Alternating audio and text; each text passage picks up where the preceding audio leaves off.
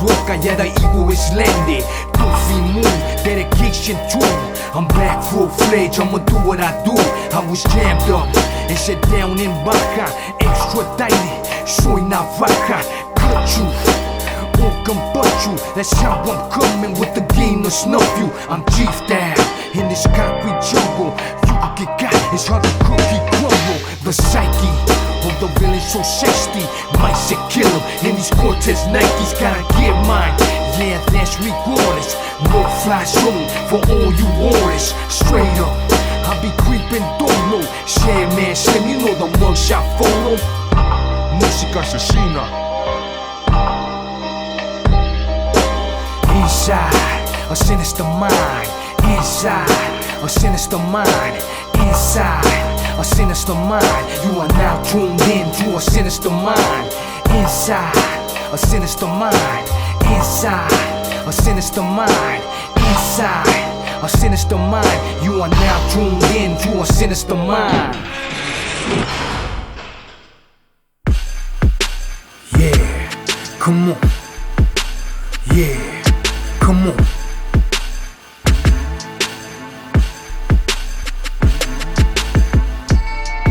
You are now tuned in to Inside a Sinister Mind with your boy Onejo, Podcast King. Fuck you talking about? It's it like that. As I take you on a journey through sound, you know what it is. Pa' que andar con juegos. This flight, this hair on meth and cocaine white. Let's ride. Now my barrio's united, my barrio was tight, and all my fucking homeboys was ready for the fight. I say that because in the hood, there's always been internal struggles within and amongst the own homies. But situations like this make all the conflict cease and made us band together for the greater cause, which is self-preservation. In this urban landscape exists a gang known as the West Side Dead and Harpies, or Wild Bunch Harpies. It's blocks and blocks of individuals with diverse backgrounds and conflicting personalities. Despite our internal problems and frequent clashes with one another, we found out that we needed to come together because of the relentless hatred from the surrounding enemy hoods. If I may, I'm now gonna delve into the complex dynamic of our situation. At the heart of the matter, there was a lot of homies who were hardened and calculating alpha males who commanded and demanded respect. They was with the business. They weren't playing no games out here. And that's what we were learning from as kids growing up. But you know this. That's why you're listening to this podcast. Because it takes you back. It's like a time machine. Destination Los Angeles. Now back to what I was saying. We blitzed the rivals any chance we got. We were impulsive. And some of us had short tempers. But most of us were just reckless in nature. All rivals were aggressive in their approach. That's the only way to be effective in dealing with the opposition. But there was always homies that stood out for their strategy and leadership skills. To a young G, they seemed so mysterious and enigmatic figures within the gang. Almost seemed like they had a hidden agenda while having love for the turf at the same time. In the midst of chaos, like all LA gangs, we had to be fierce and resilient fighters in order to strive against all warring factions that were coming at us. It was crucial for survival, especially in this motherfucking hostile environment. While some internal problems still persisted, they weren't much of a thing, because we were here to navigate treacherous waters and relying on bonds that were forged through shared struggle. You might find a homie from the little town clique on a mission to kill, rolling with a homie from the tiny locals clique. Or you might find a homie from the Chicos Malos clique on a mission to kill, rolling with a homie from the Tokers clique. Or a homie from the Dukes with a tiny midget doing what we do. At this point, it was business. Know what I mean? How did it feel to be from a hood that was so hated and didn't get along with no one? Well, man, it's like I grew up there, man. That's the way I grew up. So I felt at home, homie. And even though we didn't get along with nobody around there, we had enemies on all sides. I was still proud of being from where I grew up at. I mean, and you didn't have to be from the barrio, or you didn't have to be from the gang to feel that way. I always felt like that since growing up there, man, since I could remember. Shots fired. It's early morning, and it's anybody's guess who will get killed tonight. This is now a war zone where life is cheap, some say worthless. Gang violence killed nearly 400 people here last year. Police say it's the love of drugs and money that keeps the death toll high and climbing. I got rounds to the front of my car. Mission 1, Mission 2, ese accomplished. We were surrounded by enemy hoods. And when one of us got hit, we took it out on all of them, no matter who did it. That was our mentality. That's not to say that the enemies weren't worthy adversaries, because they were. But it's that LA state of mind that I guess had all the LA writers on some anybody killer shit, even before that phrase was a popular thing to say. LA street warfare is a complex and deeply rooted issue that has plagued the city for decades. The history of violence in Southern California can be traced back to the mid-20th century, when marginalized communities, racial tensions, and socioeconomic disparities created fertile ground for gang formation.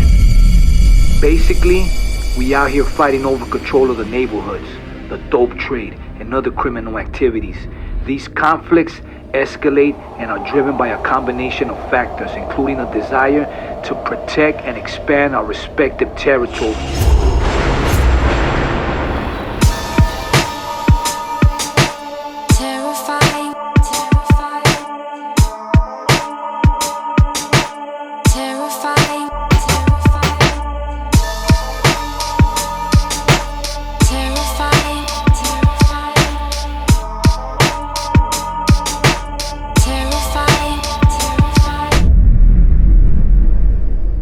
The 10 freeway ran through the turf. On one side of it was the Southwest Police Department. On the other side was the Rampart Police Department. And we would use it to our advantage, to hide in plain sight or move when we had to. Hyenas, drugs, money. Never too much, never too much. We would enjoy various methods to navigate the streets, whether it was going to a local grocery store to get a gallon of milk or carrying out our illicit activities. I'd hit them back streets, alleys, cut in between houses, go through fences, go over walls, all that shit. I think that this jungle warfare mentality is what helped me move around years later in Mexico when I had became a fugitive. Watch out, Blue Thunder was my Rampla, homie. It was a Ford Fairmont. 2-door, it had sounds. And you know what? And it was a hoopty, but it was reliable. I mean, we got shot up in that car many times. There's a song and shit that we did a long time ago, and the intro says, "Just kick them little stories about the 100-bullet holes." That song right there, it was about my Rampla, because my Rampla, you know what I mean? It had like 100 bullet holes on it, and every single bullet hole that it had, I put a sticker on it, on the bumper, on the side, on the front. It even had like a little dent on the gas tank. I don't know how that went, but so to remember just one time that Rampla was involved in the gang shooting or whatever, it's like throwing rat on myself, homie. Pero watch out, te va esta. Why did my car have a nickname, homie? We had a substantial territory as opposed to other hoods that just had 2 to 5 small streets to maneuver in. There's boundaries out there, you know? And trespassing can lead to serious conflicts. Most of the time, the graffiti and the symbols lets you know where you at. Some might think it's childish what I'm saying, but we all sought dominance. And in that process, we made our presence be felt.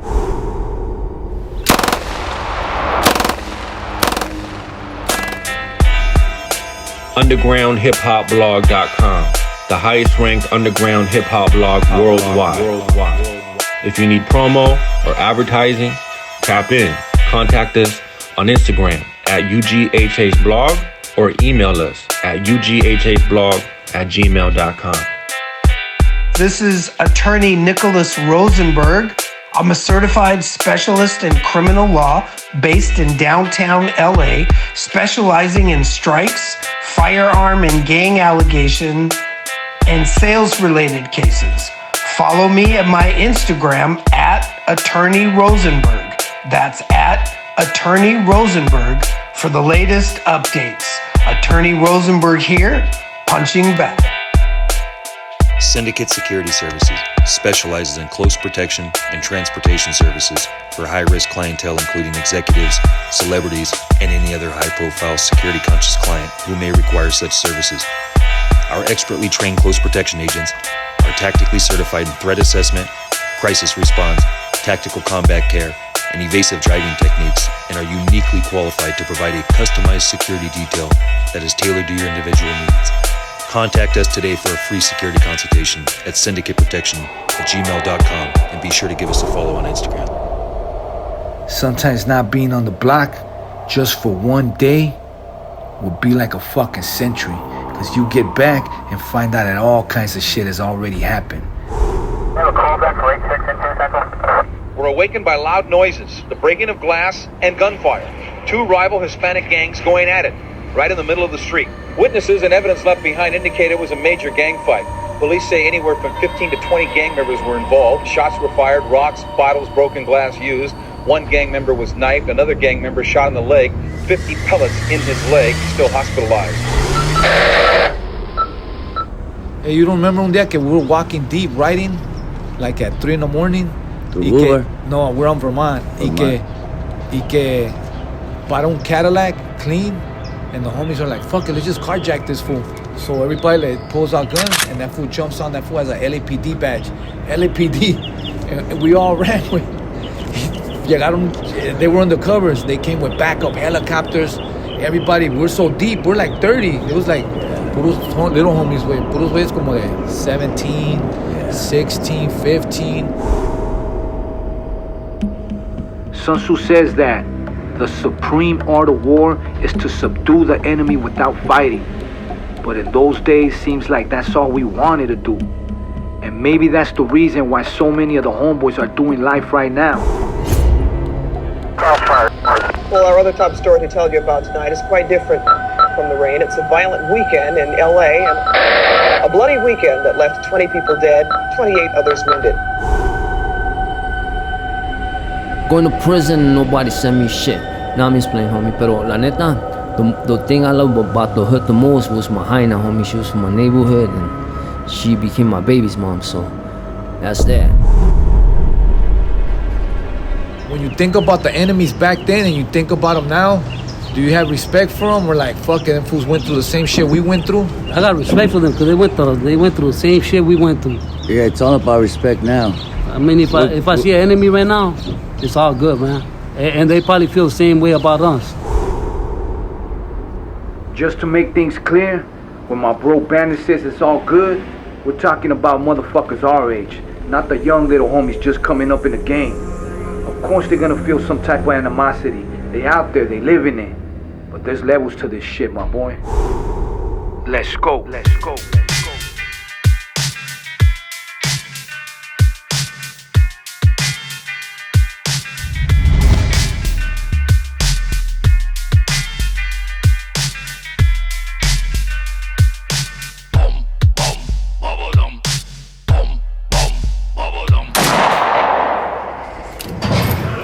Psycho. ¿Qué onda? What's up, fool? What you doing in here? Man, serio? Don't trip. We're gonna pull you over here with us. Acá están todos los homies. The shit that was going on was being heard by all the homeboys in the system. Imagine that. You sitting across some dude that's in there for dusting one of your homies, or vice versa. You kill one of theirs or a couple. There's animosity. There's tension. You got a motherfucking grudge. A chip on your shoulder. Pero ¿qué se va a hacer? Nada. Cause that's the way it is in there. In the end, some can see past it and move on. But others are gonna wait for the release date so they could get their run back. Revenge served cold. It seemed like the war would never end. But the guerra went on again and again. At this point, I knew that gang banging was the main priority. Because even if I just wanted to sit back and chill for a day or two, I knew the other side would not lose on the opportunity to put a point on the board. It was about catching fools slipping.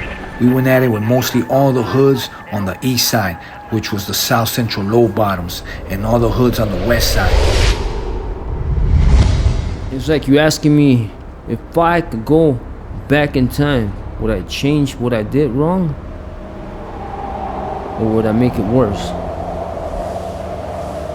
That's what happens when you go back to the hood, isn't it? But if you're asking the young Veneno that got out and paroled from his first term, I would tell you, man, that I was waiting for the first backyard party so I could, so my presence could be felt, you know what I mean? So I could stand right there like if I'm standing in the middle of the yarda, fool, but in the barrio. But some things will never change, homie. That's the past, homie. One last thing, homie. Don't let no one put you down, homie. Our stance was solidified. We was mobbing deep as fuck. Hood patrolling. Holding down corners from one side of the barrio to the other. All the way to like 5 a.m. That was us.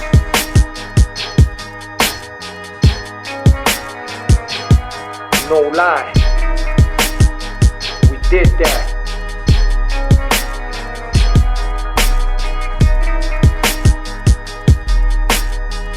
Westside HPS, Muerto Fin. You know, the west side consisted of fucking notorious, iconic, renowned fucking hoods. If you know what I mean.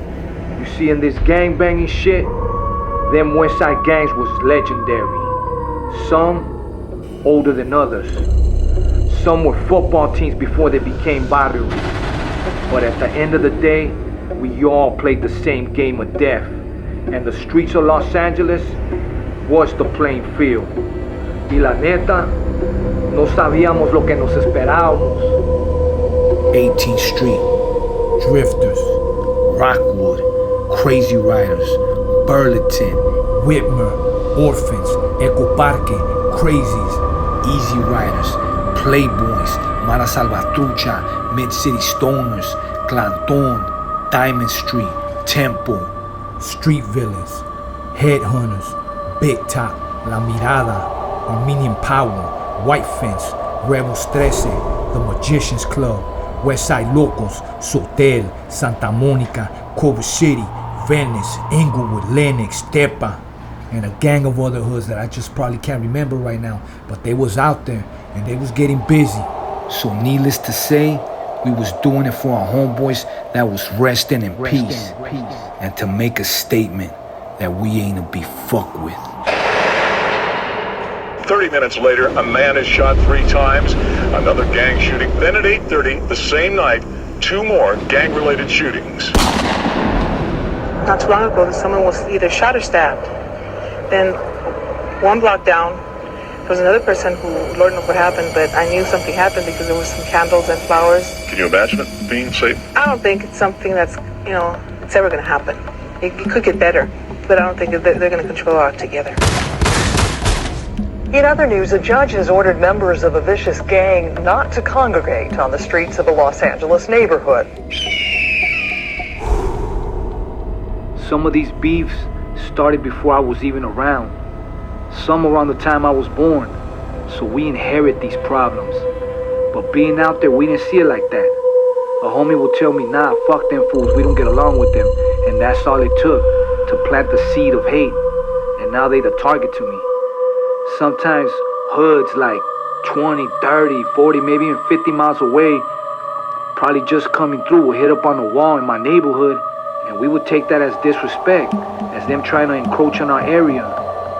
You know, so we just fucking whack them out, cross them out, like if we were fucking full-on enemies, even though we weren't, but, you know, just to send a fucking message. We didn't really have no alliances, us, you know what I'm saying?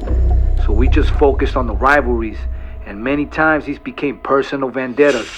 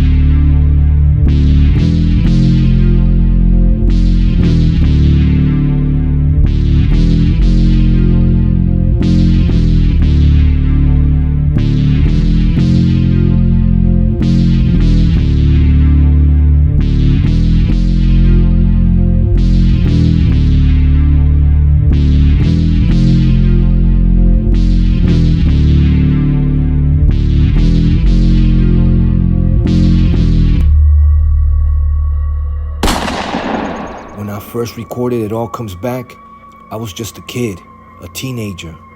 Even though I acted as if I knew what was up, I was just learning as I went. I think we all were. And even though I don't mention my gang in the song, it was about my hood, my homeboys, and my experience. But that's why I think a lot of dudes, especially my enemies, could relate to that demo. You know what I'm saying? Motherfuckers don't want to be hearing another gang, especially if you going at it with them, you know? But sometimes the music will cross all enemy lines, you know what I'm saying? This was the 90s. You would have had to live through it to truly understand the scope of it all. I think the reason why that song has stood the test of time was because it was speaking our truth. And when I say our, I mean us as a culture. And this was just me, you know, a 14, 15, 16-year-old kid going over to DJ Motivate's loft on 900 East 1st Street with my book of rhymes in hand, you know, putting on those headphones, spitting into that Shure mic, and capturing that moment on a Tascam 4-track recorder. But you know, this was Los Angeles, and let's not forget, this song was about my homeboy Shorty, rest in peace, being unalived, and how that event changed our lives, and how that event changed everything. So as we go on to episode 4, you'll see my words in your mind, and you'll get a descriptive and vivid picture of this whole thing unfolding. I remember spinning that vinyl for the first time before we sampled it. I already had the lyrics, but not the right beat. Then, sampling It All Comes Back When Bad Things Happen. Again, no record deal, no record label even fucking caring about us. It was just us. And when I say us, I mean us, the whole culture as a whole. The city's a labyrinth of crumbling concrete, graffiti-stained walls, and flickering neon signs casting a sickly glow over the streets. The air is thick with the stench of pollution and desperation, blending with the distant hum of sirens and gunshots echoing through the streets and narrow alleys. Shadows stretch long in the dim light, where figures lurk, hiding from both the law and each other. Every corner is a turf battle, and the streets are ruled by gangs, corrupt cops, and desperate souls clinging to survival. The buildings, towering and hollow, feel alive, choked with the grime and decay, while broken windows and sagging rooftops speak of a once thriving place now on the edge of collapse. The city is unforgiving, swallowing hope as quickly as it spits out violence, leaving its inhabitants to scrape by doing whatever it takes to make it through another night. It all comes back when bad things happen.